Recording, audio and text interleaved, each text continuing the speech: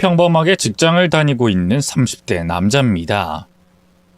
믿었던 덕기에 발등 제대로 찍힌 제 지난 날을 떠올리면 아직도 화가 나고 괘씸하고 억울합니다. 때는 새신랑이 된 시점으로 거슬러 올라가는데요. 너무나 아름답고 착하고 현명한 아내를 만나 결혼식을 올리고 세상에서 가장 행복한 남자가 되어 살고 있을 때였습니다. 시부모에게 잘하고 요리도 잘하고 살림도 잘하고 늘 밝게 웃고 남편을 위해 헌신하는 여자가 이 세상에 존재할 수 있다고 생각하십니까? 저도 결혼 전까지만 해도 그런 여자는 존재하지 않는다고 생각했습니다. 효도는 셀프, 집안일은 돕는 게 아니라 나눠 하는 것이라고 생각했던 저로서는 아내의 희생이 미안하면서도 처음에 뭘 저렇게까지 하나 부담스럽기까지 하더라고요. 어느 날은 와이프가 시아버지 생신상을 직접 차려줘야겠다고 하길래 제가 그랬죠. 여보, 너무 무리하지 않아도 돼. 이 생일상이라는 게 원래 한번 차려주게 되면 다음에 또 기대하고 또 기대하게 된다니까.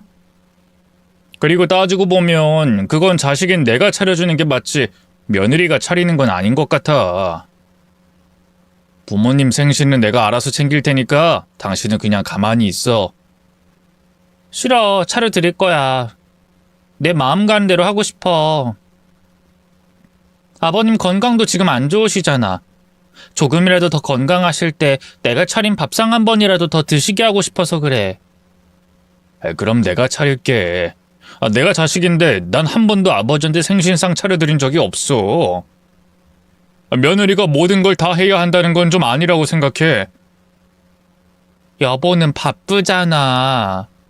난 당신이랑 결혼한 순간부터 시부모님을 내 부모님처럼 모셔야겠다고 마음먹었기 때문에 이런 일이 자연스러운 거야. 자기 부모는 자기가 챙기고 내 부모는 내가 챙기고 이건 너무 선 긋는 거 아닌가? 오히려 난 그게 부당하다고 생각하는데? 그리고 요리는 당신보다 내가 더 잘하잖아. 생신상을 차린다면 내가 차리는 게 맞지? 혹시 내가 시부모님 챙기는 게 당신은 불편한 거야? 불편하기보단 너무 미안하고 고마우니까. 주는 건 없고 받기만 하는 것 같아서. 부부끼리 그런 생각을 한다는 게 난 너무 서운한데? 아무튼 당신은 아무런 상관하지 마. 우리 시부모님 내가 알아서 잘 챙길 거야. 마음 향하는 거 막을 생각하지 마. 무뚝뚝한 아들이었던지라 아내의 그런 행동이 어색하면서도 감동이더라고요. 그 후로 몇 년이 지나 아버지께서 지병으로 돌아가셨을 땐 아내에게 눈물 나도록 감사했습니다. 만약 아내가 아니었더라면 아버지와 그리 긴 시간을 함께 보낼 수 없을 것 같았거든요. 아버지가 그러셨어요. 좋은 며느리 얻어서 인생에 여한이 없으시다고요. 그래도 아내 덕분에 아버지에게 효도를 한 것 같아서 마음이 한결 가벼웠습니다. 그때부터 아내에게 충성을 다하리라 맹세했죠. 아내는 홀로 남은 저희 어머니에게도 정말로 잘해줬습니다. 어느 날은 저에게 이런 제안을 하더라고요. 여보, 우리 어머님이랑 같이 살까? 어디서? 어디긴 어머님 집에서 같이 살면 되지. 거기 평수 넓잖아. 어머님 혼자 사시는 거 적적하실 것 같은데 우리가 같이 가서 즐겁게 해드리는 건 어때? 합가를 하자는 말이야? 난 그게 오히려 마음이 편할 것 같아서 그래.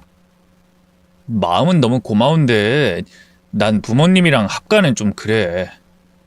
워낙 독립을 일찍 했기 때문에 부모님이랑 사는 게 영 불편하거든. 이건 서로 사랑하고 말고의 문제가 아니라 난 그냥 가족일수록 적당한 거리는 있어야 한다는 주의라서 말이야. 어머님 외로우실 텐데. 그럼 내가 자주 찾아뵐게. 그럼 되잖아. 아니면 어머님이 이사를 이쪽 동네로 오시는 건 어떨까? 그럼 원래 살던 집은 어쩌고? 그건 뭐 정리하든지 증여하든지 하면 되지 않을까? 지금 살고 계시는 곳 혼자 사시기엔 너무 넓잖아. 그리고 아버님이랑 같이 사시던 곳이라 괜히 추억 같은 거 남아있으면 어머님 마음만 싱숭생숭해질 것 같아서. 일단 내가 좀 지켜보고 제안해 볼게. 응, 아무래도 내 생각은 그래. 좀 더 좁은 평수로 이사를 가셔야 관리하기도 쉽고 생활 반경도 편해지잖아. 그리고 그 아파트가 값이 꽤 나가잖아. 내가 볼 땐 더 오를 것 같단 말이지. 증여 같은 것도 지금이 기회일지도 몰라. 나중에 더 오르면 그땐 감당이 안 될 수가 있거든. 내가 아는 세무사가 있는데 좀 연결해 줄까? 그래, 뭐 시간 되면 한번 상담해 보지. 하지만 그 전에 엄마의 의견이 더 중요하니까 한번 물어볼게. 아내의 말도 일리가 있는 것 같아서 어머니에게 여쭤본 적이 있어요. 하지만 어머니는 살던 곳에 쭉 살고 싶어 하시는 눈치더라고요. 사실 그도 그럴 것이 그곳은 정말 저희 부모님의 역사나 다름없는 곳이었거든요. 긴 세월 그 동네에 머물면서 얼마나 많은 추억과 지인들이 있으시겠어요. 한때 부동산 붐이 일어났을 때 그거 팔아서 더 싼 아파트에 이사해서 남는 돈은 노후 자금으로 쓰라는 주변의 조언도 있었지만 저희 어머니께서는 늘 이 아파트는 우리 자식한테 물려줘야 한다 하면서 꼭 붙들고 계셨고, 그 결과 재건축까지 하게 된 그곳은 값이 아주 많이 뛰었어요. 일반 직장인인 저로서는 평생 모아도 사기 힘들 만한 가격까지 올랐기 때문에 솔직히 저도 언젠가 그 아파트를 물려받는다면 인생이 든든하지 않을까 하고 생각한 적도 있었습니다. 하지만 어머니도 가진 게 아파트 하나뿐이기도 하고 형제가 저만 있는 게 아니었기 때문에 욕심을 내진 않았어요. 다만 내가 장남이기도 하고 결혼을 가장 일찍 했고 이것저것 머리를 굴려보면 아마도 저에게 물려주지 않을까 하는 조심스러운 기대를 하게 된 거죠. 이런 생각을 한다는 것 자체가 불효를 저지르는 것 같았지만 어쩔 수 없이 현실적인 걸 고려하지 않을 수 없게 됐네요. 아무튼 이런 속물적인 생각은 저 혼자만 마음에 품고 있었습니다. 아내에게도 그런 마음을 내비친 적이 없어요. 그저 그 집은 어머니 거니까 어머니가 알아서 하실 테지 하며 관심 없는 척 했습니다. 아내 또한 워낙 현명하고 욕심 없는 편이었기 때문에 그런 부분에 있어서는 관심이 없을 줄 알았어요. 분명 그때까지만 해도 그랬습니다.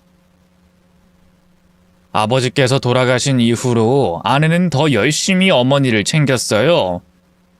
항상 집에 없어서 전화를 해보면 나 지금 어머님 집에 있어 하더라고요. 그때는 아내가 진심으로 저희 어머니를 걱정하고 챙기고 싶은 마음에 그곳에 있는 줄 알았어요. 분명 어머니 댁에 있다고 했는데 어머니에게 전화를 걸어보면 며느리 지금 우리 집에 없는데? 하고 어리둥절해 하시더라고요.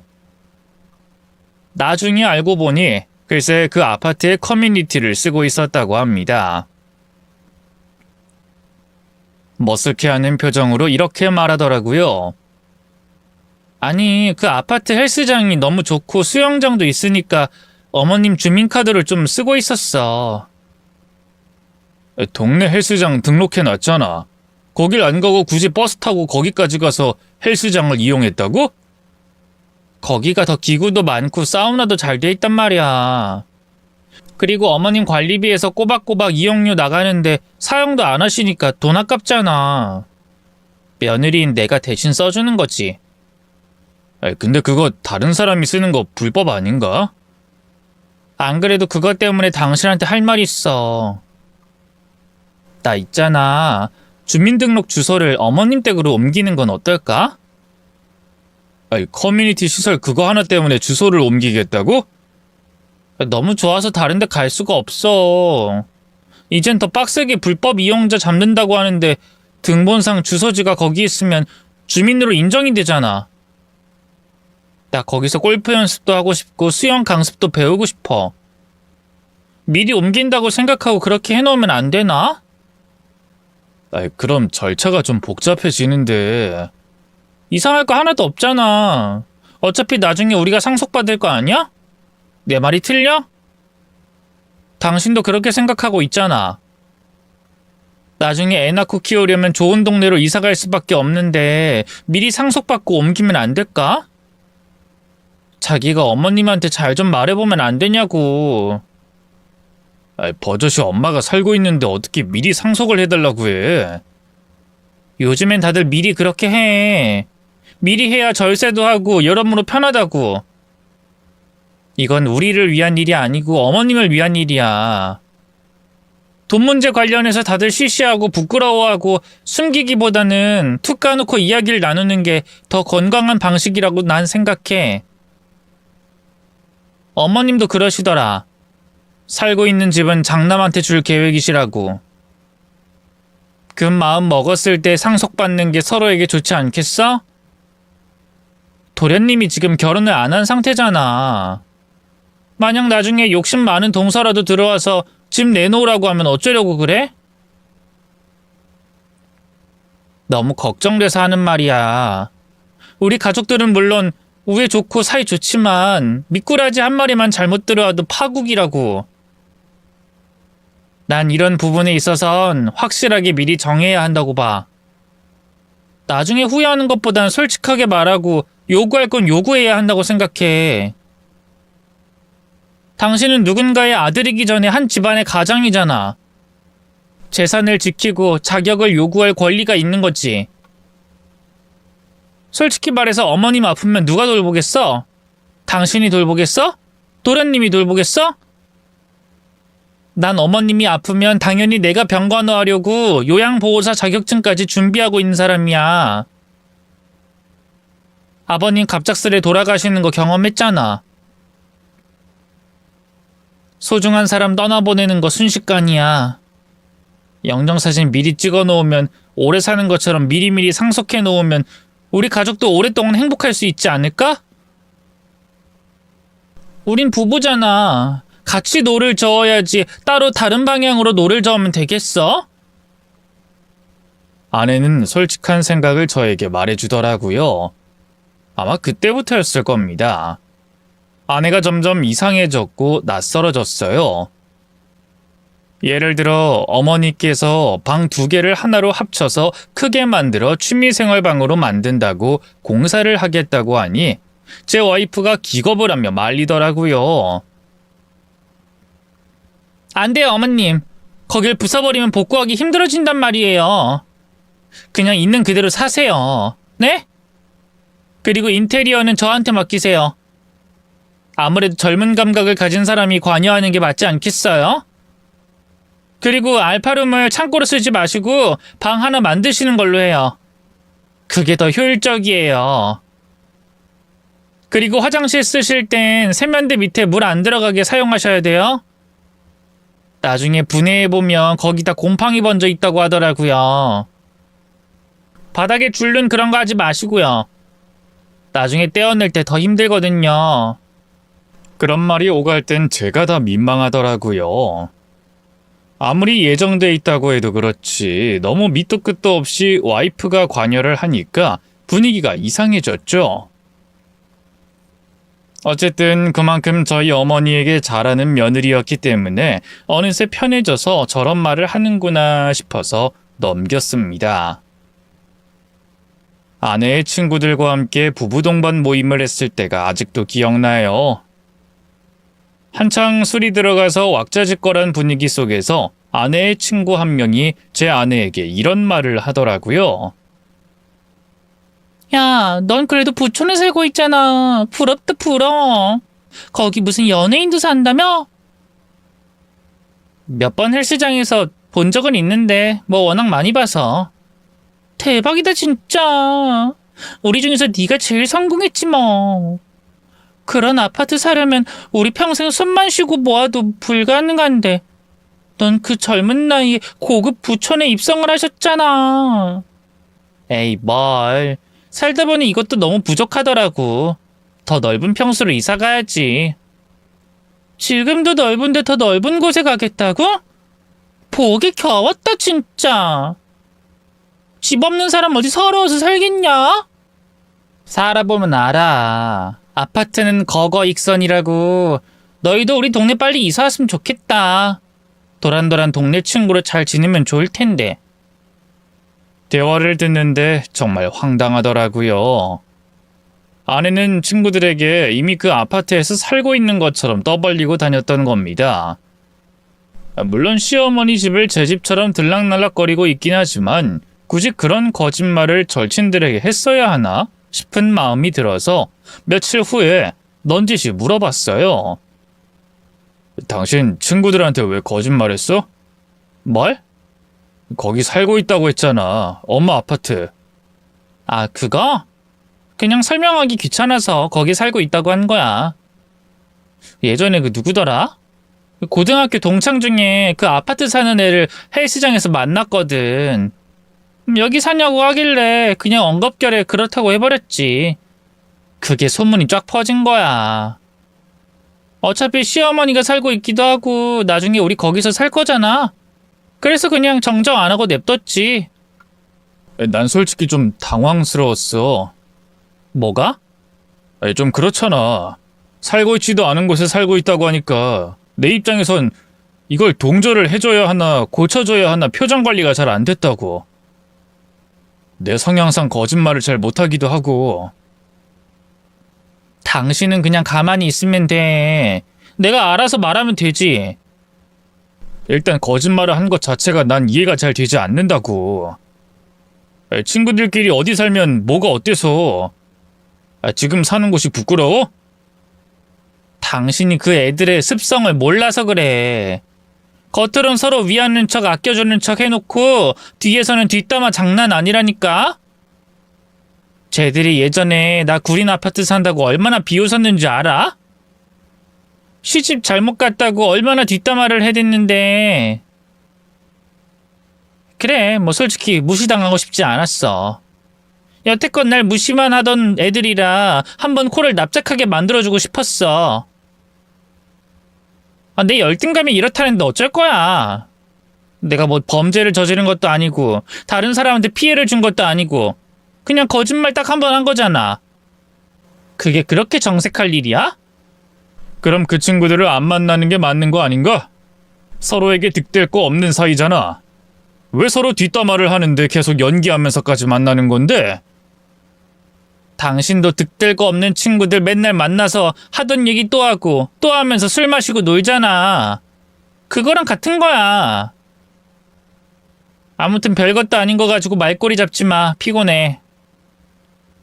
그때 느낀 쎄한 기분은 아직도 잊혀지지 않습니다. 어쩌면 내가 알고 있는 아내의 모습과는 다른 깊은 내면의 다른 모습이 존재할 거라는 걸 그때 처음 깨달았던 것 같아요. 생각해보니 아내의 SNS는 죄다 저희 어머니 댁에서 찍은 사진들 뿐이었습니다. 아파트 전경, 헬스장, 수영장, 심지어 아파트 내부까지 저희 집이 아니고 전부 어머니 아파트 사진들을 올리고 은근히 본인이 살고 있는 것 마냥 코멘트를 해놨더라고요. 이걸 어떻게 받아들여야 할지 모르겠더라고요. 무력 없고 허세 없이 작은 것에도 감사할 줄 알았던 아내는 어느 순간 다른 사람으로 바뀌어 있었습니다. 최근에 아내가 저에게 넌지시 건네던 말이 기억이 나더라고요. 여보, 어머님 집 상속받게 되잖아. 그럼 부부 공동명의로 꼭 해야 돼? 그래야 세금을 덜 낼 수 있어. 괜히 단독 명의했다가 골치 아픈 일만 생기니까 명심해. 그때는 그냥 무심결에 흘려보냈을 말들이 이제는 의미심장하게 느껴지더라고요. 어딘지 모르게 변했다고 느껴졌을 그때, 아내는 뭐가 그리 급한지 자꾸만 저희 어머니에게 재촉을 하더라고요. 이제는 미안하지도 않은지 직접적으로 말을 꺼냈습니다. 어머님, 장남이 자꾸만 넓은 아파트에 살고 싶대요. 나중에 손주도 낳고 키우려면 넓은 집이 간절하다면서 요즘 자꾸만 저더러 돈만 벌어오래요. 아, 잔소리라는데 귀찮아 죽겠어요. 그런데요, 어머님. 여기 진짜 아이들도 많고 애 키우기 너무 좋을 것 같아요. 학원가도 가깝고 교통도 잘 돼 있고 어딜 가기에도 편하고 너무 좋네요.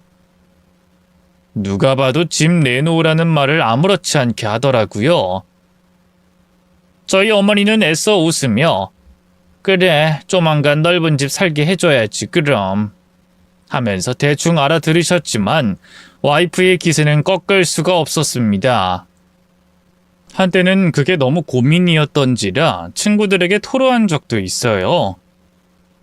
한 절친이 저에게 이런 말을 하더라고요. 네 와이프도 불안해서 그렇지 뭐. 뭐가 불안한데? 전업주부라고 했잖아. 뼈 빠지게 살림하고 시부모 봉양해봤자 손에 남는 거 하나도 없잖아. 그러니 얼마나 불안하겠냐? 남편한테 버림받으면 한순간에 낙동강 오리알 되는 건데. 그런 거 보면 참 전업주부 하는 여자들 불쌍해. 집안에서 인정도 못 받지, 남편한테 무시받지, 자식한테 뒤통수 맞지. 아무튼 난 네 와이프 심정 100%는 아니지만 90%는 이해 간다. 모든 일엔 보상이 따라야 하는 법이잖냐. 와이프한테 명의도 좀 주고 비싼 백도 사주고 권리를 나눠줘야 와이프가 좀 안심하고 애도 낳고 잘 키우지 않겠어? 이놈은 공부만 잘했지 와이프 다루는 법은 하나도 모른다니까. 나도 그러고 싶지. 근데 상속이 뭐 하루아침에 되냐? 맘만 먹으면 하루아침에 되지. 세상에 안 되는 게 어딨냐? 와이프 입장에서는 우리 가족 잘 먹고 잘 살아야 하는데 남편 놈이 자꾸만 약한 소리라고 이리저리 휘말리니까 한심해 보이지 않겠어? 가장이면 가장답게 좀 강해질 필요가 있어. 쫌생이처럼 돈만 아끼지 말고 사랑하는 사람을 위한 길이 뭔지 잘 생각해봐라. 그 친구의 말을 들으니 머리를 한 대 맞은 것처럼 정신이 확 들더라고요. 여태껏 절 위해 희생만 했던 아내였건만 전 아내가 허세가 있다는 이유로 잔소리하고 상처만 줬어요. 늘 저를 서포트만 해줬기 때문에 성취도, 보상도 없었을 아내에게 문득 미안해지더라고요. 그래서 저는 그날 결심했습니다. 아내에게 아낌없이 퍼주자고요. 그렇게 마음을 먹고 아내에게 정말 다정한 남편이 되려고 노력했어요. 그렇게 부부 사이가 한없이 좋아질 것 같았던 그때, 어느 순간 갑작스레 재앙이 닥치고 말았습니다. 저희 어머니가 동네 뒷산을 타시다가 쓰러지셨다는 겁니다. 다행히도 지나가던 분께 발견이 되어 급히 병원에 이송이 되긴 했지만 제가 병원에 도착할 때까지도 어머니는 정신이 오락가락하신지 말씀도 못하시고 호흡기에 의존하신 채로 힘없이 계시더라고요. 그 모습을 보는데 왈칵 눈물이 쏟아졌어요. 병원에서는 이것저것 검사를 해봤는데 몸에서 악성으로 보이는 혹이 발견이 됐다면서 정밀 검사 결과는 좀 더 있어 봐야겠지만 좋지 않은 상황이라고 말해주시더라고요. 아내도 뒤늦게 달려와 어머니의 상황을 듣더니 통곡을 하며 울었습니다. 이렇게 또 소중한 사람을 떠나보낼 때가 됐구나 싶어서 절망스러웠고 고통스러웠어요. 그래서 틈날 때마다 병원에 가서 어머니에게 좋은 말을 많이 해드리고 사랑한다고 쉴 새 없이 얘기했습니다. 어쨌든 상황이 안 좋잖아요. 가뜩이나 마음이 지치고 힘든데 그 와중에 와이프는 갑자기 돌변을 하더니 절 닥달하기 시작했어요. 여보, 지금 우리 도장이라도 받아놔야 하는 거 아니야? 뭘? 아파트 말이야. 얼른 유언이라도 남겨놓으셔야 되지 않을까 해서. 지금 상황이 그럴 상황이 아니잖아. 어머님도 원하셨던 거잖아. 그건 충분히 지금 요구할 수 있는 거라고. 어쨌든 약간이라도 정신이 있으신 상태잖아. 나중 가면 받고 싶어도 못 받을 수도 있어. 그러지 말고 지금 빨리 서류라도 작성해서 받아놔야지. 내가 나설 순 없어. 당신이 해야 돼. 얼른. 제발 나 좀 가만히 내버려둘 순 없어? 지금 나 힘든 상황인 거 안 보여? 알아. 나도 힘들어. 하지만 받아낼 건 받아내야지. 지금 멍청하게 손만 놓고 있을 거야? 당신은 우리 가족이 우선이야? 아니면 아파트가 우선이야? 그게 무슨 소리야. 가족이 우선이니까 아파트가 우선순위가 되는 거지. 그걸 말이라고 해? 내가 볼 땐 나보다 아파트가 더 우선순위인 것 같아서 그래. 자꾸만 의심이 들어. 당신은 진짜로 날 사랑하긴 하는 거야? 지금 사랑 타령할 때야? 정신 좀 차려. 어머님은 나이도 드셨고 지금 돌아가시는 거 이상할 거 하나도 없지만 당신은 앞으로 살아갈 날들이 더 많아. 그냥 이렇게 동생한테 아파트 뺏길 거야? 주변에서 늑대처럼 달려드는 사람들이 한가득일 텐데 당연한 권리 하나 못 챙기고 바보같이 뺏기기만 할 거냐고. 그러니까 그런 생각을 대체 왜 하는데? 머릿속엔 그거밖에 없어서 그렇잖아. 제발 내가 알아서 좀 하게 내버려 두라고. 됐어. 이제 당신 못 믿어. 내가 알아서 할게. 나 당신 와이프니까 충분히 요구할 자격 있잖아. 안 그래? 비켜. 내가 가서 말할 테니까. 와이프는 그때부터 눈빛이 확 달라지더니 절 밀치고 병실 안으로 들어갔습니다. 진짜 미친 사람 같았어요. 와이프는 어머니가 있는 곳으로 성큼성큼 걸어가더니 말을 걸기 시작했습니다. 어머님, 제 말 들리세요? 들리시면 눈 좀 깜빡여 보세요. 네? 안 들리세요? 그래도 아직 정신은 있으신 거잖아요. 그쵸?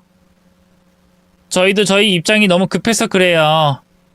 어머님, 일단 동의만 하시면 되는 거거든요?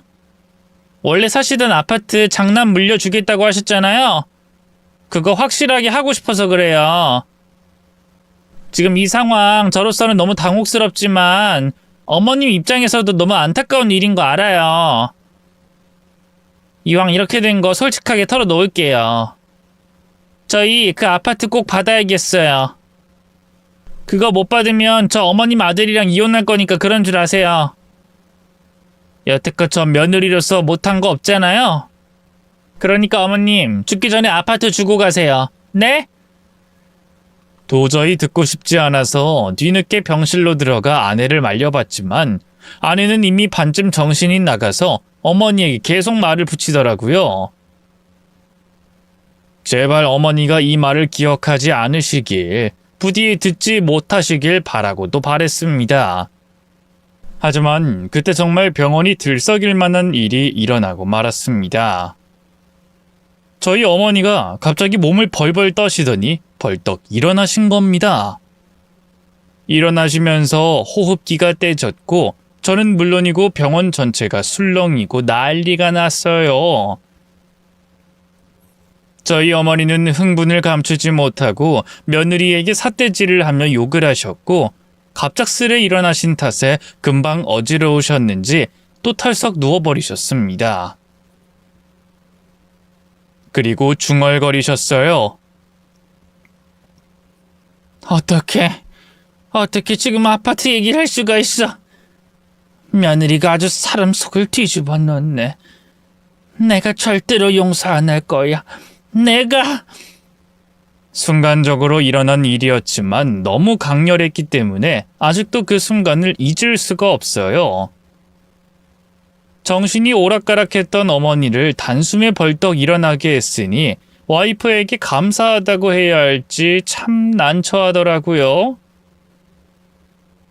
아무튼 불을 붙여놓는 건 좀 아닌 것 같아서 와이프에게 잠시 편의점에 가서 마실 것 좀 사오라고, 나간 김에 바람이나 좀 쐬고 오라고 내가 어머님 진정 좀 시켜놓겠다고 얘기한 뒤 어머니와 단둘이 병실에 남았습니다. 그리고 제가 어머니를 잘 타일렀어요. 엄마, 정신이 좀 들어? 갑자기 일어나면 어떡해. 어지럽지? 그 검사 결과는 곧 나올 거고 그때까지는 회복에 집중하는 게 좋대. 일단 계속 누워있어. 움직이지 말고. 내가 너무 화가 나서 그랬다. 며느리 괘씸한 거 알아. 아파트 그거 문제 때문에 많이 불안했거든. 엄마가 좀 이해해 줄 수 있을까? 내가 잘 얘기할게. 아니, 그게 아니라 네가 모르는 게 있어서 그래. 내가 모르는 게 있다고? 뭔데? 며느리 지금 딴 놈 만나. 그게 무슨 소리야? 바람 났다고.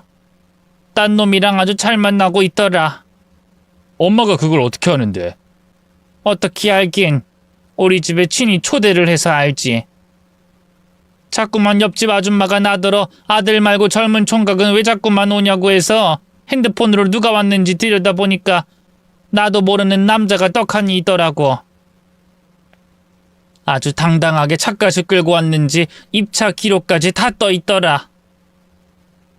와이프는 알지 못했겠죠.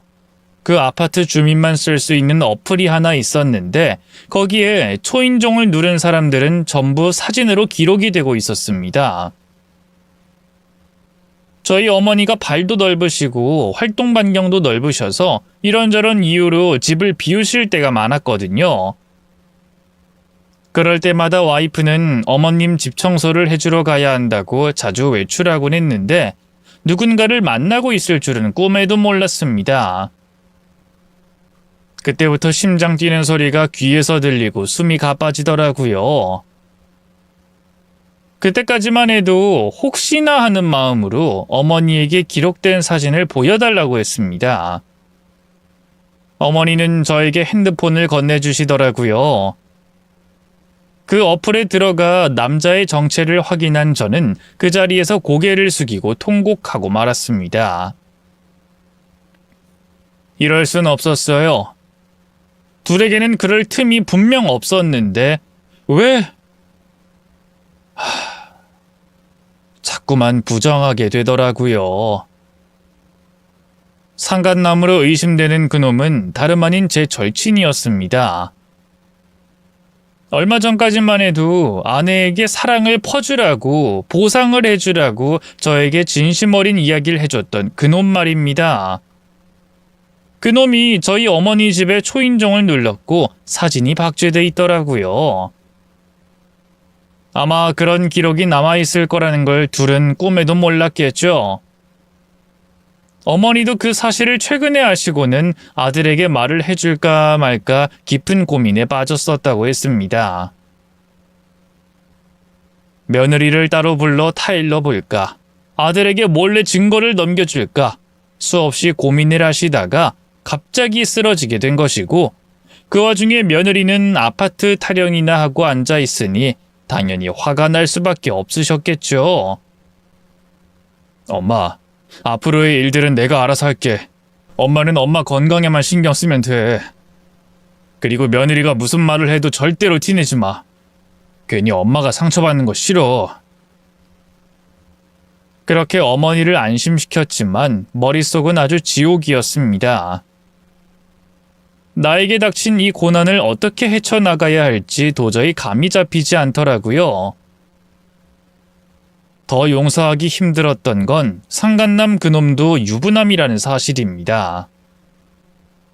어떻게 와이프를 두고 남의 와이프와 불륜을 저지를 수 있냔 말입니다. 만난 거라고는 부부 동반 모임 딱 2번에 부부 동반 여행 딱 1번, 총 3번뿐이었습니다. 그 3번의 만남 동안 둘이 얼마나 스파크가 터지는 감정을 느꼈으면 몰래 붙어 먹냔 말입니다. 긴 고민 끝에 가장 먼저 아무것도 모르고 있을 그놈의 와이프에게 연락을 했습니다. 부부 동반 단톡방이 하나 있었는데 거기서 따로 개인 카톡을 해서 기니 할 말이 있다고 했더니 저희 남편 없이 둘이 얘기하자고요 하고 되묻더라고요. 그쪽 남편에 대한 이야기라고 했더니 뭔가 짐작 가는 게 있는지 바깥에서 따로 만나자고 했습니다. 놀랍게도 그놈의 와이프는 저에게 먼저 말을 꺼냈어요. 혹시 제 남편이 바람 피우고 있나요? 그건 어떻게 아셨습니까? 요즘 좀 이상해서요. 느낌이란 게 있잖아요. 사람이 달라지는 것 같은 낯선 느낌. 그런 게 자꾸만 느껴져서 유독 바빠진 것도 그렇고 주말에 약속이 생긴 것도 그렇고 핸드폰에 비밀번호까지 걸어놨더라고요. 네, 맞습니다. 그놈한테 여자가 있어요. 근데 그 상대가 제 와이프입니다. 네? 그럴 리가요. 저희 그렇게 막 친하진 않았잖아요. 그러니까요. 그래서 더 괘씸한 겁니다. 어느 세월에 둘이 따로 연락을 했고 불륜을 시작했는지 아무것도 모르니까 더 화가 나는 겁니다. 재수 씨한테 찾아온 이유는 그래도 미리 알고 있어야 할 것 같아서 이야기하는 겁니다. 가만히 있다가 뒤통수 맞는 것보다는 증거를 일단 모으고 준비부터 하는 게 낫잖아요. 마음은 너무 힘들고 괴롭겠지만 그래도 용서받지 못할 사람한테는 벌을 주는 게 맞지 않겠습니까? 저는 그놈이랑 제 와이프를 절대로 용서하지 않을 생각입니다. 어쨌든 저희들이 피해자인 상황이 됐으니 힘을 모아야 할 것 같아서 그래서 결례를 무릅쓰고 찾아왔습니다. 그분은 믿을 수가 없다는 표정으로 멍하게 있다가 갑자기 닭똥 같은 눈물을 뚝뚝 흘리더라고요. 위로를 해봤자 그게 안 먹힐 거라는 걸 잘 알았기 때문에 그냥 가만히 고개만 숙이고 있었어요. 그렇게 저희는 가슴에 상처를 입고 각자의 배우자를 관찰하기 시작했습니다. 와이프와 한 공간에 있다는 것만으로도 치가 떨리고 살이 떨려서 견딜 수 없었어요. 그 와중에도 와이프는 꾸준히 이런저런 핑계로 저희 어머니 집에 들락거리곤 했습니다. 며칠 후 상간남의 와이프로부터 대량의 사진을 전달받았어요. 전부 둘의 대화 내용을 캡처한 것이었죠. 내용이 아주 가관이더라고요. 그놈은 저희 와이프를 공주라고 불렀습니다. 공주야, 오늘도 잘 잤어? 사랑해. 나도 사랑해. 왕자님은 오늘 뭐해요? 공주 생각하면서 일해야죠. 공주는 오늘 뭐해요? 어제 얘기했던 거 있잖아. 그거 변호사 상담받으러 가려고. 같이 갈까? 혼자 가도 괜찮겠어? 괜찮아. 둘이 가면 또 이상하게 볼 것 같아서.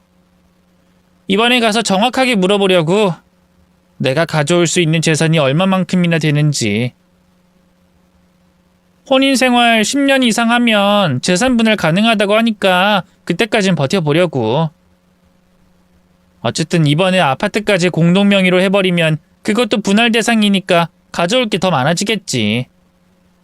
역시 우리 공주는 너무 똑똑해. 안전 이혼 화이팅! 그때까진 절대로 들켜선 안 돼. 안전하게 이혼하고 재산 분할한 뒤에 그 돈으로 우리 부촌 아파트 사서 새 출발하자. 나도 그때까지 집사람한테 뜯어먹을 게 뭐가 있나 천천히 둘러볼게. 집에서 살림만 하는 여자한테 못 뺏을 게 있나 싶냐마는 그래도 처가 쪽에 돈이 꽤 있거든. 이럴 때 장인이 나한테 상속 큰 거 하나만 딱 해주면 좋을 텐데. 그럼 받자마자 이혼 때리게? 당연하지. 그걸로 공주랑 재혼해서 행복하게 살아야지. 우리 진짜 쓰레기 같다. 누가 보면 부부 사기단인 줄 알겠어. 답답한 놈 빨리 갖다 버리고 새 출발하고 싶다. 그냥 확 불륜 자작극 꾸며가지고 죗값 덮어 씌우고 그 아파트 내가 독차지하고 싶다. 가능할 것 같은데? 콜? 왕자님이 시나리오 한번 제대로 꾸며주세요. 이제 다른 아파트 못 가겠단 말이에요. 걱정 마. 우리 공주 사모님 소리 듣게 내가 만들어줄게. 대화 내용을 보는데 치가 떨리더라고요. 정말로 그들을 인간으로 상종하고 싶지도 않았습니다. 어떻게 사람이 그런 생각을 하며 그런 말들을 내뱉을 수가 있는 건지 우라가 치밀고 손이 떨려서 정상적인 생활을 할 수조차 없었어요. 그 와중에 와이프는 제 참담한 심정을 알지도 못한 채 또 외출을 하겠다고 하더라고요. 어머님 댁 가서 헬스하고 수영하고 사우나 좀 하고 올게. 간 김에 집 청소도 좀 해놔야지. 당신은 참 부지런해. 시어머니 집 가는 거 귀찮지도 않나 봐. 그래, 나 같은 며느리가 어딨어. 어머님 아프시니까 나라도 자주 가서 정돈해야지. 집 그냥 그대로 두면 먼지 쌓이고 삭막해진다니까. 됐으니까 가지 마. 내가 알아서 할게. 당신이 뭘 알아서 해. 도장 하나 찍어오라는 것도 제대로 못 받았으면서. 대체 언제 상속받을 건데? 우린 어느 세월에 이사 가냐고. 엄마가 살아 계시잖아. 살던 분 쫓아내고 가서 살자고? 어머님 지금 많이 편찮으시잖아. 곧 어떻게 되실지도 모르잖아. 오늘 아침에 병원에서 연락 왔어. 암 아니고 무록이더래. 뭐? 그걸 왜 지금 나한테 얘기해? 궁금한 것 같지 않길래. 당신은 그냥 우리 엄마가 암이라는 걸 바라는 것 같길래. 내가 미쳤어? 그래서 퇴원은 언제 하신대? 내일 내가 모시러 갈 거야. 안 되겠네. 얼른 가서 집 정리 좀 해놔야겠다. 일단 당신은 집에서 시간 보내고 있어. 얼른 다녀올게. 그러더니 와이프는 후다닥 밖으로 나가버렸습니다. 분명 또 그놈을 만나러 가는 거겠죠. 저는 현장을 잡기 위해 아내의 뒤를 쫓았습니다. 아니나 다를까 그놈의 차가 어머니 아파트 주차장에 떡하니 세워져 있더라고요. 얼마나 치밀한지 들키지 않으려고 일부러 지하 3층 맨 구석에 세워놨네요. 이토록 꼼꼼한 녀석이 기록이 남는다는 걸 망각하고 있었다는 게 한심할 따름입니다. 아무튼 저는 떨리는 손으로 그 집의 비밀번호를 눌러서 불시에 들어갔습니다. 역시나 아내와 그 녀석이 집에 있었어요. 눈이 휘둥그레져서 절 쳐다보고 있더라고요. 상상만 했던 투샷을 실제로 보니 정말 머릿속이 복잡해졌습니다. 저도 그렇고 그놈도 그렇고 아무 말도 하고 있지 않자 와이프는 다급하게 변명을 해대기 시작했어요. 여보, 그게 있잖아. 지금 오해할 만한 상황인 거 알아. 하지만 나도 급해서 그랬어. 갑자기 어머님 집에 전등이 나가버렸잖아. 여자 혼자서 이걸 어떻게 해? 그러다가 도움 청할 곳이 없어서 당신 친구한테 연락을 한 거야. 당신은 바쁘잖아. 그냥 머슴처럼 막 불러달라고 하길래 이참에 불렀지. 안 그래도 당신한테 연락하려고 했는데 우리 셋이 만난 김에 다 같이 맛있는 점심이라도 먹을까? 지금 그걸 변명이라고 하는 거야? 여보, 설마 나랑 이 사람 사이를 의심하는 거야? 내가 미쳤어? 만날 사람이 없어서 당신 절친을 만나겠어? 나도 경우는 있는 여자야. 기분 나빠지려고 하네? 그렇게 와이프를 못 믿어? 내가 불륜 현장을 들켰어. 스킨십 하다 걸렸어. 그런 거 없이 그냥 같이 있는 거 당신이 오해부터 한 거잖아. 그러게 왜 갑자기 들이닥쳐서 혼자 착각을 하냐고. 진짜 웃겨 죽겠어 정말. 그래도 부부였으니까 알지. 당신 거짓말할 때마다 눈썹 위아래로 흔들리는 거 내가 다 알고 있어. 그리고 여기 나 혼자 왔을 거라 생각해? 초대 손님이 또 한 명 있지. 그리고 잠시 후 초인종이 울렸습니다. 문을 열어줬어요. 바로 그놈의 와이프였죠. 그렇게 사자대면의 현장이 코앞에 다가왔네요.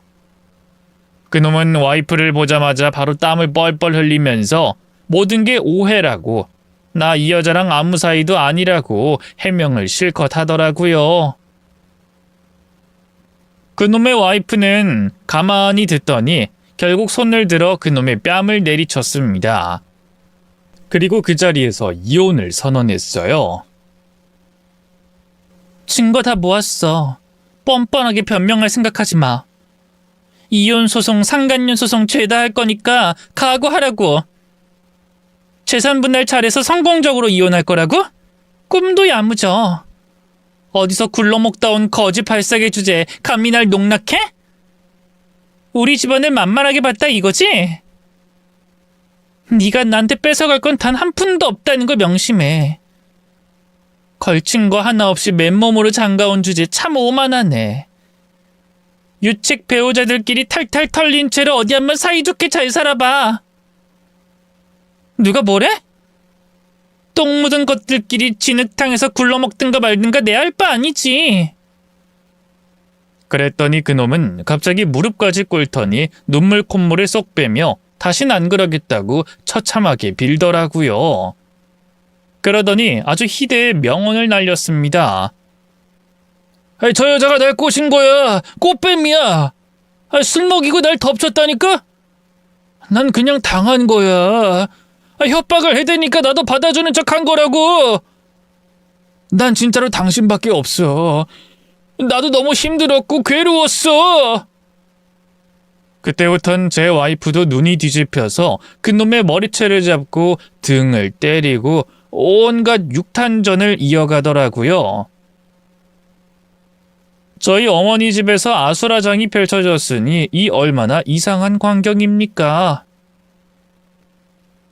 어쨌든 증거도 다 모았고 둘의 추한 모습도 제 눈으로 직접 확인을 했으니 앞으로 해야 할 건 이혼 수순을 밟는 것밖에 없었습니다. 일단 가장 중요한 저희 어머니 집의 현관 비밀번호를 바꾸는 것부터 시작해서 차근차근 소송을 준비했어요. 그리고 살던 집 또한 제가 마련한 집이었기 때문에 아내의 짐을 손수 챙겨서 현관 쪽에 고이 모셔다 놨네요. 며칠 만에 집에 들어온 와이프는 제 앞에서 아무 말도 못하고 훌쩍이기만 하더니 어렵게 입을 열더라고요. 미안해. 죽을 죄를 지었어. 그렇게 미안해할 필요 없어. 어쨌든 일이 저질러졌으니 난 수습만 하면 돼. 당신 진짜 나 없이 살 수 있겠어? 진심으로 이혼하고 싶어? 난 아무리 생각해도 당신 없이는 안 될 것 같은데. 내가 잠시 미쳤었나 봐. 그놈 진짜 웃기지 않아? 내가 꽃뱀이라고? 그럴 리가 있겠어? 당신 친구니까 잘 알잖아. 그놈은 한 입으로 두 말하는 놈이야. 양아치 같은 놈한테 내가 속은 거라니까? 그러니 내가 얼마나 억울하겠어. 여보, 나 진짜로 이번에 제대로 정신 차렸어. 앞으로 이런 일 절대로 없을 거야. 앞으로 쭉 당신만 바라보고 살 자신 있어. 사람이니까 실수도 하는 거고 그 계기로 성장도 하는 거잖아. 과거는 잊고 우리 앞으로의 미래만 바라보면 살자, 응? 한심하네. 언젠 우리 엄마 집 뺏어서 공동명의로 해놓고 이혼할 때 재산 분할 거하게 챙겨 먹고 나가려고 했으면서 이젠 또 그 작전이 실패하니까 꼬리 자르기를 하겠다 이건가? 대화 나누는 걸 보면 무슨 세계의 사랑을 일궈내는 것 같더니 결국엔 서로의 탓만 하고 끝나네. 겨우 그 정도 사랑을 하겠다고 그동안 나랑 쌓아 올린 신뢰를 깨버린 거지? 그래도 한땐 사랑했던 사람이고 인생을 맡길 만큼 의미 있는 사람이었는데 우리가 이렇게 끝난다는 게 나도 믿기지가 않아. 나도 내 인생이 너무 안타깝다고. 그러니까 더 이상 나 비참하게 만들지 마. 호구 같은 남자 만나서 실컷 부려먹었으니 됐잖아. 난 더 이상 당신한테 해줄 거 없어. 그러니까 갈라서자.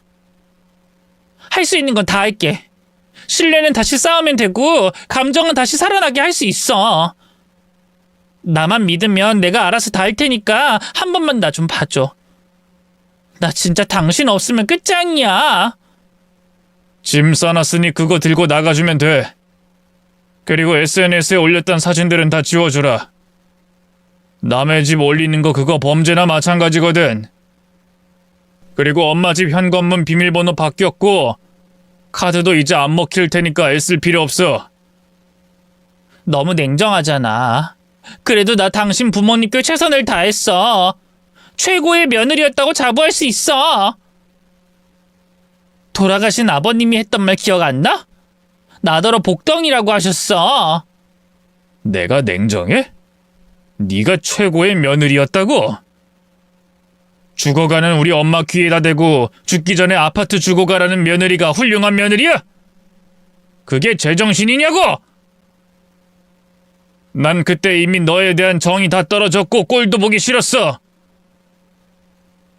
친구들 앞에서 허세 부리고 있는 척하는 건 그럴 수 있다 쳐. 빨리 상속받고 싶고 재산 분할하고 싶은 마음 잘 알겠어.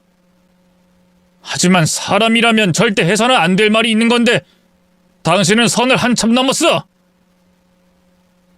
우리 엄마가 암이 아니라는 소리를 들었을 때 실망하던 당신 표정 아직도 생생해. 그냥 당신은 돈이 목적이었던 거지 사랑으로 우리 가족을 대한 건 아니었다고. 내 말이 틀려? 날 진정으로 사랑했더라면 이럴 순 없는 거잖아. 더는 당신한테 실망하기 싫어. 그러니까 제발 좀 헤어지자. 그놈이랑 재혼해서 잘 먹고 잘 살아. 헤어졌어. 더 이상 안 만나. 모든 잘못을 내 탓으로 돌리는 놈을 내가 어떻게 만나. 지금은 오히려 증오하고 헐뜯는 사이가 됐어. 만나면 머리채 잡고 싸울 판이야. 우리 둘 다 정신 제대로 차렸다고. 그놈이 그러더라. 이 기회로 와이프에 대한 소중함을 다시 깨닫게 됐대. 나도 같은 생각이야. 우리 서로 깔끔하게 정리하고 각자의 배우자에게 충실하기로 했어. 돌아가기로 했다고. 인생 참 편하게 사네. 바람 피우고 돌아갈 곳도 있고 그 정도로 내가 만만하고 쉬워 보였던 거겠지. 헛소리 들어주는 것도 이젠 지친다. 얼른 짐 챙겨서 나가. 나도 인내심의 한계를 느끼는 중이니까. 억울해. 나 정말 억울해. 그동안 열심히 희생해온 게 실수 하나로 다 없어지는 거잖아. 그럼 내가 노력했던 건 누가 보상해줘? 만약 직장인이었으면 월급도 받고 퇴직금까지 받아야 하는 건데 난 아무것도 없잖아. 그래서 법이 있는 거고 우린 앞으로 법적으로 다툴 예정이라고. 억울한 게 있으면 나한테 말할 게 아니라 네 담당 변호사한테 이야기를 해야지. 그리고 지금 이 결혼 생활이 누구 때문에 파탄이 났는데? 내 잘못이야? 네 잘못이잖아. 네가 불륜 저질러서 이 지경 된 거잖아. 지금 이 상황에서 네가 억울할까 내가 억울할까? 맘 같아선 그놈이랑 너랑 싸잡아서 감옥이라도 쳐넣고 싶은 심정이야. 그리고 내가 너한테 못해준 게 뭐가 있는데? 네가 해달라는 대로 다 해주고 살았잖아. 가장으로서 인정받고 싶어서 코피 나도록 열심히 일했잖아. 남들이랑 비교하면서 왜 그따위밖에 못 버냐고 타박한 건 너야. 그래도 이혼만큼은 안 돼. 죗값도 당신 옆에서 받고 싶어. 헤어지는 건 절대 있을 수 없어. 나 떠나면 그 집에 나 말고 다른 여자가 들어가서 사는 거잖아. 그 꼴은 절대 못 봐. 아버님 병간호도 내가 다 했고 생신도 다 내가 챙겨줬어. 그런데 그 빈자리에 다른 여자를 앉히겠다고? 절대 안 돼. 그것만큼은 안 돼. 제발 나 좀 살려줘. 응? 너무 힘들어서 그래.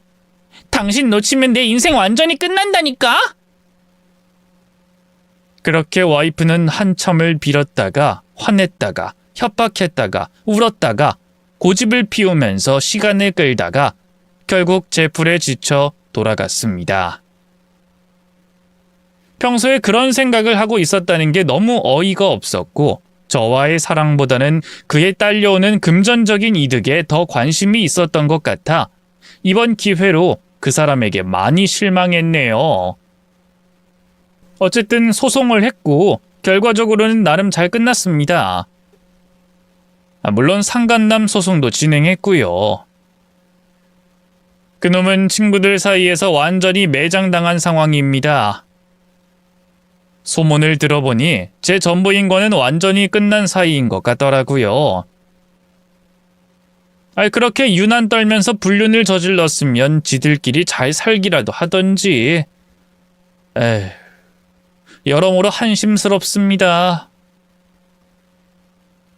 배우자의 배신으로 이혼을 하게 됐으니 한동안 많이 힘들고 아팠지만 그래도 시간이 약인지라 점점 더 괜찮아지고 있네요. 좋은 사람을 만나 행복하게 잘 사는 모습을 보여줘야 자식된 도리인데 저희 어머니께 참으로 죄송합니다. 그래도 다행인 건 저희 어머니께서 건강을 회복하시고 이제 일상생활을 잘 하고 계신다는 겁니다. 요란하게 이혼을 하고 말았으니 이제는 한동안 조용히 살아야죠. 묵묵히 제 할 일을 하면서 살다 보면 언젠가는 좋은 날이 오지 않겠습니까? 부디 이런 끔찍한 일이 제 인생에 2번은 오지 않았으면 하는 바람입니다. 아무튼 사연 읽어주셔서 감사드리고요. 여러분들에게는 부디 저와 같은 일이 일어나지 않았으면 좋겠어요. 늘 행복하시길 바랍니다.